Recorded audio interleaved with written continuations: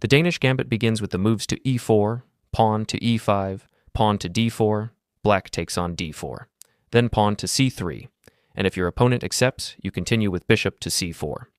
You still do not care about the pawns. After pawn takes on b2, you calmly play bishop takes on b2. Yes, you have sacrificed 2 pawns, but now you have 2 powerful bishops aiming directly at your opponent's position along the long diagonals. You also have plenty of space to maneuver your pieces. For example, you can easily bring your queen to b3 or d5, putting immediate pressure on the diagonal toward f7, a critical weakness in black's camp. It's not easy for black to continue developing comfortably. Your light-squared bishop is already putting pressure on f7, which ties down black's kingside bishop and prevents it from moving freely, since doing so would allow you to capture the pawn on g7, trapping the rook on h8. In the Danish Gambit, if your opponent tries to avoid complications and plays knight to f6, it usually backfires. You can easily challenge their setup with pawn to e5, gaining space and activity. Their pieces become awkward. If they retreat, they lose time, and if they stay passive, you take over the center. Your queen controls key squares, restricting the opponent's knight, which often forces it into a bad move like knight to e4. But this runs straight into a classic Danish Gambit tactic, the bishop sacrifice on f7. You play bishop takes f7, and after king takes f7, you strike with queen to d5, a powerful double attack on the king and the knight. This simple but deadly combo wins back your material with a better position. And remember, even though your opponent's king may look safe for now, it's stuck in the center forever. It can't castle anymore, while you smoothly complete your development and prepare a winning attack. In this position, you can break open the center with pawn to e6, completely exposing the enemy king. It's practically a winning position for white. Maybe with perfect defense, black could survive, but in a real game, white's attack is simply overwhelming. However, the most exciting variation appears in the main line of the Danish Gambit. Here, your opponent tries to develop quickly and aims to castle by playing bishop to b4, checking your king. In this situation, the best move is to block with the knight from d2, not c3, because you want to keep the diagonal open for your active bishop. After knight d2, the pawn on g7 becomes a tasty target, so black usually responds with knight f6, planning to castle and also attacking your pinned knight on d2. But remember one of the key Danish Gambit ideas. Whenever your opponent plays knight f6, you can strike immediately with pawn to a5, kicking the knight and opening lines for attack. Black might feel confident and play knight to a4, attacking your pinned knight twice, thinking he's in control and about to castle with a solid 2-pawn advantage. But that's exactly when the real fireworks begin. In this position, if your opponent knew what was coming, he'd probably just resign and never look back. But of course, he doesn't. He thinks everything is under control. That's when you strike with the classic bishop takes f7, a trademark sacrifice in the Danish Gambit. After king takes f7, you follow up with queen to b3, a powerful move that double attacks the king and the bishop. Your plan is simple. Win back the bishop on the next move while keeping the black king exposed in the center. Black's best defensive try is pawn to d5. They're trying to block your attack and stabilize the position. At first glance, it looks like your queen will just capture the bishop, which seems logical, but not this time. Instead, you unleash a brilliant intermediate move. A pawn takes d6. Many players don't even realize this capture is legal.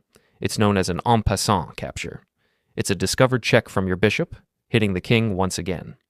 Now black is forced to respond to the check, and their usual defense is bishop to a6, blocking the attack and hitting your queen. But by then, the damage is already done. The position is wide open, the black king is exposed, and your attack keeps rolling. After you capture on b4, the game seems to be stabilizing. But in reality, the tension is just beginning to build. The knight on e4 is under attack twice, and your opponent, trying to simplify, exchanges pieces on d2. At this point, he's absolutely certain that you'll recapture with queen takes d2, restoring material balance and ending the attack. But once again, you show the true power of the Danish Gambit. Instead of retreating or defending, you seize the initiative with the brilliant queen to f4. It's not just a check, it's a move that completely shifts the momentum of the game. Your bishop keeps control of the long diagonal, meaning black can't interpose with the queen, and so he's forced to slide the king away to g8. Now, your opponent still feels relatively safe. The king has moved out of danger, and he's planning to tidy things up and finally capture your advanced knight. But then comes the real shock. You don't care about the knight at all. Instead, you strike with the incredible pawn takes c7, using your humble pawn as a weapon. That pawn now delivers a devastating fork, attacking both the queen and the knight, while being perfectly protected by your queen on f4. Suddenly, black realizes that every move he made led him straight into this trap. Desperate to hold his position together, he plays queen to e8, trying to defend both the knight and the critical e-file. But it's too late. The black position is crumbling, the king is stuck, and white's attack is only getting stronger. What began as a simple pawn sacrifice in the opening has now transformed into a full-blown tactical masterpiece. At this stage, your opponent feels absolutely certain that you'll capture one of the knights, either the one on d2 or the one on b8. From his perspective, that's the only logical continuation. But once again, you defy expectations. You don't take either knight. Instead, you play the astonishing queen to a5, a move that looks almost divine. This creates a deadly battery along the diagonal, instantly threatening queen takes g7 hash. It's the kind of move that feels less like human calculation and more like pure instinct, something even grandmasters might overlook. Your queen stands boldly in the center of the board, commanding the entire position while the rest of black's army sits helpless and undeveloped. It's an incredible display of harmony and precision. White's coordination is perfect, while black's pieces are trapped in chaos. Black scrambles to defend, playing queen to f7, covering the g7 square and trying to guard the bishop as well. But that defense comes at a price. The knight on b8 is suddenly left hanging, and now you finish the job in style. You capture on b8, not only winning the knight, but also promoting your pawn to a new queen. The same pawn that started its journey on e2, marched to e5, captured en passant on d6, advanced to c7, and now crowns itself on b8. A full journey from humble beginnings to glorious triumph. It's poetic, really. A pawn that fought its way through the entire battlefield to deliver victory. The Danish Gambit doesn't just give you an attack, it gives you a masterpiece on the board. Finally, you capture on b8, promoting your pawn into a brand new queen. And what a promotion it is. It's not just symbolic, it comes with a check to the black king and completely wrecks black's position. The board is in ruins. Black has no choice but to trade queens. After queen takes c5+, the king is forced to cover, and in a practical game, the simplest and most effective continuation is to recapture on d2, cleaning up the board. You emerge from the chaos up a rook and a knight, a completely winning endgame where your opponent has no realistic counterplay. But for the sake of beauty, let's look at what the computer suggests, a continuation that's almost artistic. Instead of immediately simplifying, the engine finds another elegant idea. Queen to e5 once again. It's a move that maintains pressure, keeps every piece active, and continues to suffocate black's position rather than rushing to capture material. In response, black tries queen to f7, desperately holding things together. Rather than grabbing the knight, you play a quiet but deadly move.